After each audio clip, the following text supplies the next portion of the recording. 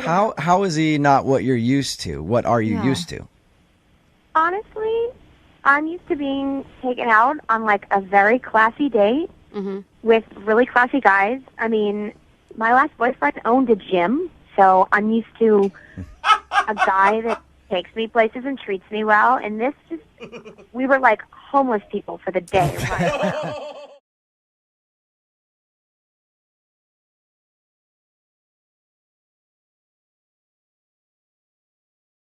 That are listening out there, when you're going out on a date, less effort. Less effort. When you try too hard, things get weird. Yeah. Sort of like the guy we're about to talk to who wants to do a second date update today. His name is Tommy, and Tommy thought of an interesting date idea to do with the girl that he wants to call today. Tommy, how are you? I'm doing all right. Good. Tommy actually wants to call a girl named Tawny today. Oh, isn't that cute? Isn't that special? Yeah, Tommy and Tawny. And I guess that you guys actually met at Starbucks because you thought her drink was yours or something like that? Yeah, they called out her name, and it sounds just like mine. So, yeah, we giggled because we both grabbed the cup at the same time. Are you serious? That sounds like a bad plot out of like a Nicholas Sparks book or something. Yeah, that's exactly what I thought. Whatever, you know. Did you yell at her for trying to grab your coffee cup? Well, at first I was like, hey, come on, that's my coffee. But then I realized I was the guy making the mistake here. Yeah. So how did you ask her out then? Did you ask her out right then and there, or did you guys start joking around about your name? Or? No, she just grabbed her coffee and left, and I thought, like, heck, you only live once. And so I kind of followed her out to her car and, like, asked her out really awkwardly. You know, she was standing by her BMW. I mean, this is like a 10 sort of gal, and I don't usually get to meet girls like that. You mean hot? You don't meet hot girls? Meets a lot of sevens.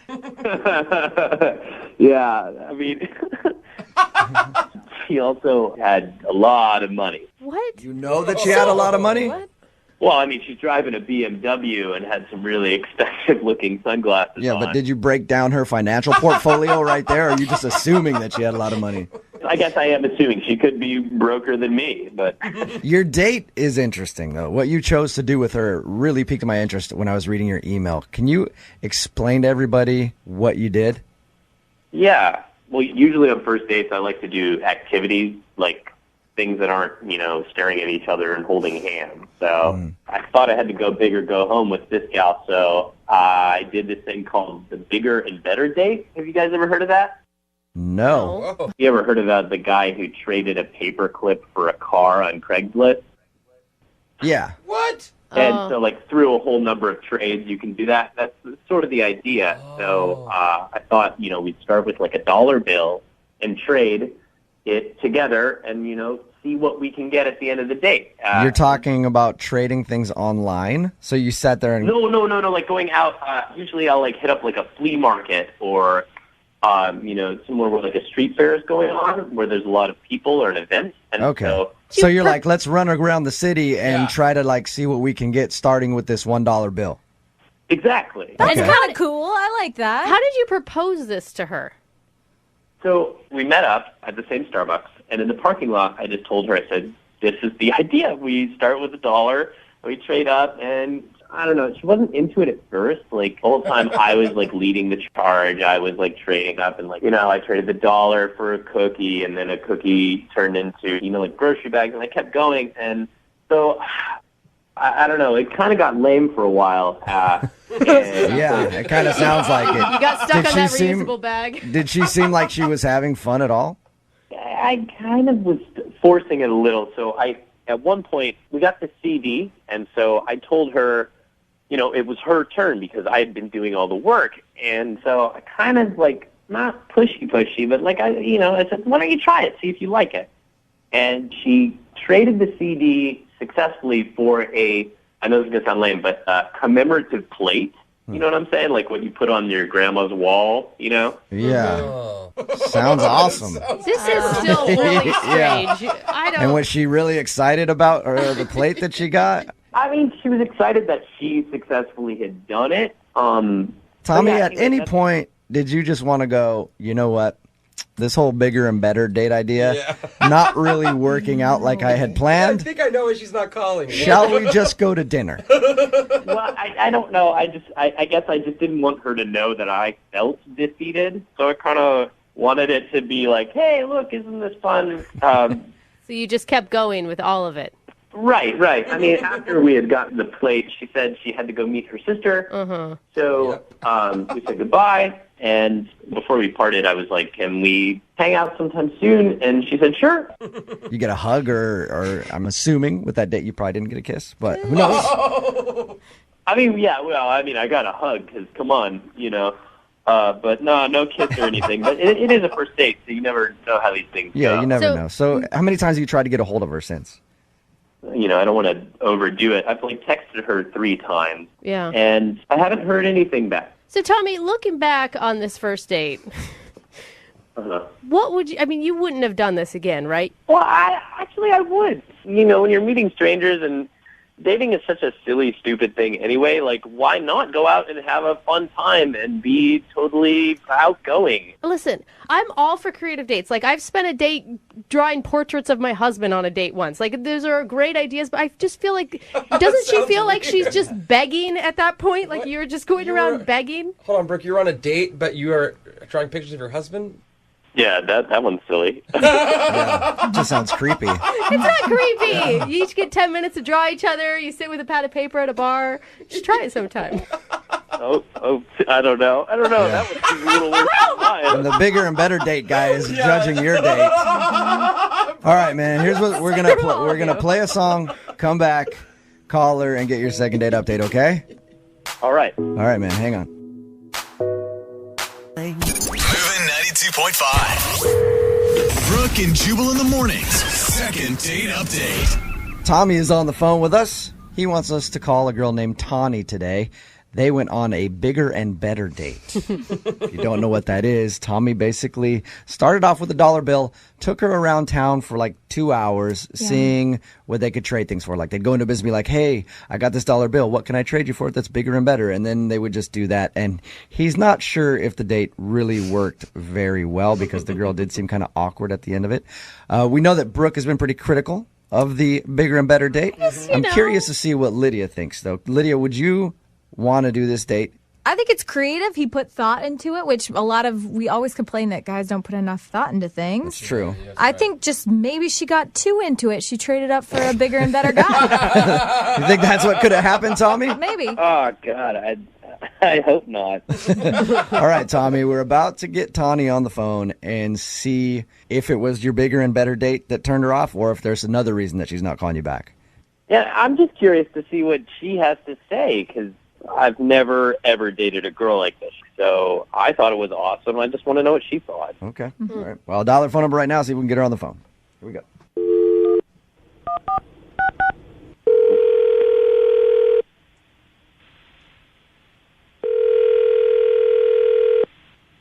Hello? Hi, can I speak to Tawny, please? This is she. Hey, Tawny, how are you? This is Jubal from Brooke and Jubal in the Morning.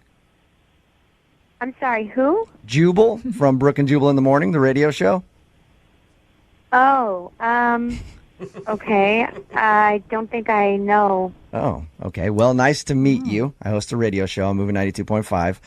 I'm calling you today because one of our listeners actually emailed us about you. His name is Tommy. And he said that he recently met you at Starbucks, and you guys went out on a date. And he went a little out of the box and did something that he calls a bigger and better date. Yeah, that's true. Okay. Well, Tommy wanted me to call you today because he wanted to see if he screwed up on that date or if there was a reason that you're not calling him back, because I know that he's tried to text you a few times and he's gotten no response. Okay, he wants to know why I'm not texting him back? Yep. So he asked us if we could get you on the phone. He emailed you about this. Yes. So what'd you think of the bigger and better date idea that he did? It was certainly different than what I'm used to. Did you enjoy it? No. I don't blame you. That was a nice little pause there before. Okay, so is that why you're not calling him back then? It was really weird. and just, like I said, not what I'm used to. He's not like the guys I'm used to. I mean, but is that necessarily a bad thing? It's good to expand your horizons, try different things. Well, that's what I thought. How is he not what you're used to? What are you used to? Honestly, I'm used to being taken out on like a very classy date with really classy guys. I mean, my last boyfriend owned a gym, so I'm used to a guy that takes me places and treats me well. And this we were like homeless people for the day. Right? Do you mean like you date dudes with money is what you're saying? I mean, at least guys that take me out on real dates. This didn't even feel like a date. It was just, we were like hobos running around like begging for money. Oh, Tony. I think I'd feel that way too. And I'm not like super into money. Yeah. What was the worst part of it? I said to him, like, I made it clear that I don't really do this. And he made me do it at one point for this plate with pandas on it. Yeah, he told us about that. He said he was actually very impressed that you were able to get that plate. Big score. Yeah. I don't want to hurt him, It's just being honest. That's how I feel, and I just feel like I deserve better. Hey, Tony, wouldn't you like to talk to Tommy and just tell him that date was kind of weird and he shouldn't do that again? Maybe some, like, constructive criticism? No, I mean, like, I think he should get the picture by me not responding. Okay, well, he isn't getting that picture. Yeah. I'm just going to tell you that he's on the phone and been listening. So you've already kind of told him. He's on the phone? Yeah.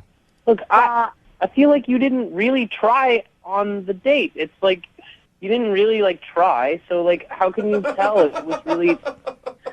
How can you tell if it was really fun if you didn't really actually give it your all? I kind of felt like I was like pulling you up the whole time. I think we could have had a fun time and actually had like gotten to know each other better and had a fun date. Like, not every date has to be this classy, romantic, roses at the table and wine and fancy fiddle players. Like, I think it would be fun to like just go be vagabonds for a day. I mean, that's fine that you think that, but I don't. I'm sorry. To be honest, dating me is a privilege, and I deserve to be treated on a date a lot better than I was. Dating you is a privilege? I'm a fun, cool, creative guy who actually likes to do things with people in the city. I don't do just cookie-cutter dates with roses, man. Dating me is a privilege. If that's your idea of a date, that's fine, but it's not mine. I'm sorry that I'm not like your ex-boyfriend, Jim-owning, beefcake, no-brain, muscle-face rich people. I'm sorry I'm not just like your father and made of money, I'm a real person, and... Excuse me, real people beg for money on a first date? It's not begging for money. You keep saying that. It's trading for things and asking for things. Well, you can it's a call bigger it and whatever better you want thing. to call It's an it. adventure. I And like if you're not it. into an adventure, then I'm not into you. Tommy. Well, then that brings me to my next question. I was going to ask Tawny if she would like a second date with Tommy. I will pay for it. Tawny, will you go out with Tommy again, even though he just said he didn't want to see you? Honestly, I think he needs to date somebody more his class, his league. It's just not me. Tony. Well, come on. There you go, That's Tommy. rude. Hey, it's time to play in your own league, all right? Stay in your class, buddy. All right, I'll stay in my own class because we have more fun and we do more fun things instead of, read Southern Living magazines and try to figure out what rich life is about. I don't know how you're offended, Tommy. In the very beginning of this, you said you were attracted to her because you thought she was a rich girl. He said that? Well, you shouldn't be offended either because it sounds like you're attracted to rich guys. Yeah, but at least I'm upfront about it. He said that he thought that you were out of his league because you're hot, and he said that he thought you might have a lot of money. Well, I guess I am. All right. Brooke and Jubal in the